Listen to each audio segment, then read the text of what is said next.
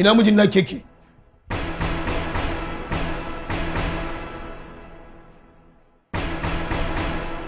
Warwasa ko ya bude ko in buga mai a haɗe.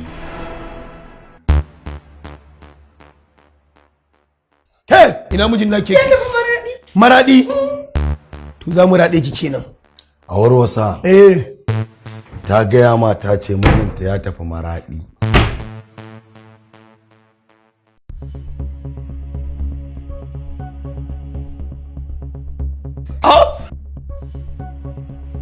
Nan ne Maradin kenan ko? Ai can gashi yasa irin wayannan mutanen ba a yi masa ƙarya. Yanzu kin gaya masa cewa na tafi Maradi. Ai kin ga yanzu wannan ƙarya ce daga bayan suka rade ta kuma ba. A Warwasa kai kar ka ƙare mana magana a nan gurin. Kuɗi za ka ba mu. Ka ba mu kuɗi shine mu fitarka. In ba haka ba ko kai ko matarka. Ina kuɗi. Ranka da amfani ne. A Warwasa a wannan muka zo kuɗi muka zo karaba. Ai ka daga. Kun ba ni dama in yi magana? Me za ka ce? Ɗaya na ce kai zuwa biyu. To zan gaya muku gaskiya tsakanina da Allah. Maganar kuɗi a cikin gidan nan wallahi ko sisi babu. Amma ba za a rasa kayan kuɗi ba. Duk abin da kuka gani ya muku a cikin gidan nan to za ku iya ɗau. Wace irin magana kake? Zan so kama wukan nan.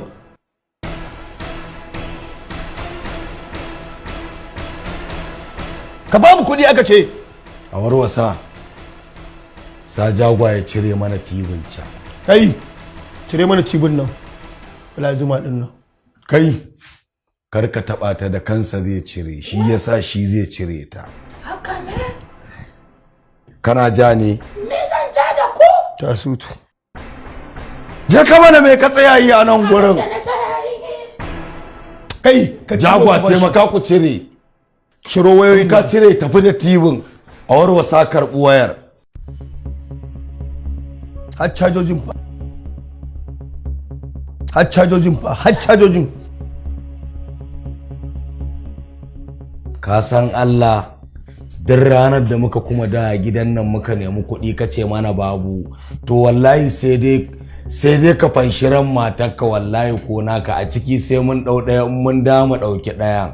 A Warwasa zuwa nawa muke yi? Muna yin zuwa 10 komai naka sai ya kare in baka yi wasa ba. Ƙara kwanciya kurfafanki ki kwanta kalli ƙasa kwanta ki kalli ƙasa rubuta ciki za kai rubuta ciki kwanta kai ma rubuta ciki rufa idanka. Baya jin maganar kowa duniya ta bi da kai.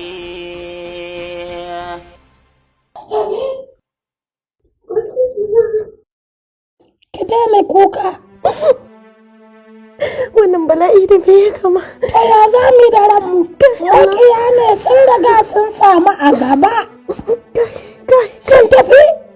Ban sani ba mai gida ko sun tafi ko suna nan. Sun tafi? Mai gida duba mana ka gani sun tafi ko suna nan. To wallahi tun da abin ya riga ya zama haka ina ganin gara mu koma ko da zakirai ne. Ai ni mai gida wallahi ko lada ne za mu koma wanda za mu samu zaman lafiya gara mu koma. Haka za mu zauna a rayuwa kenan ba mu da katabas. Wannan abu da me ya kama? Duniya za ta yi maka daurin goro. Gaskiya mu zo mu yi sallah mu dai mu roki Allah sauki. Gala dai mu samu mu dauki azumi ko da na tawwahi ne. Daurin goro. Allah ya yaye mana wannan bala'i da muke ciki. Ba dai su taka ki ba da wannan la'anannan kambas ɗin dai ko? Ba su kai ga taka ni ba mai gida abin da suka mana ai yafi karfin taki. Me kunnan kashi, me kunnan. Kika ce me? Na ce ni gani na yi ma addar shi kamar bishiya ce. Wallahi tallahi adda ce mai zarto. Wallahi haba tunda nake a duniya ban taba ganin makami mai albakashi ba gida. Duk inda aka danna ma wannan wuka sai ta fito da kitse. Allah ne ya kyauta mai gida, wannan abu da ya isa gaskiya, gara a koma ga Allah, a dinga salatin annabi, a dinga zikirori, ko Allah ya yaye mana wannan bala'i haka nan. To ai dama ga Allah nake ko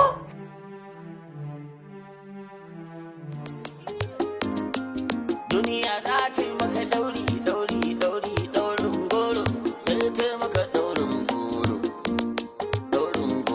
sai ta yi maka daurin goro. Abin nan fa yana bin mamaki. To wallahi umaki ma da yakin faɗi, gida a kulle karfe 9 na dare, wai a ce wai barayi sun shigo gida sun ɗauki TV kuma still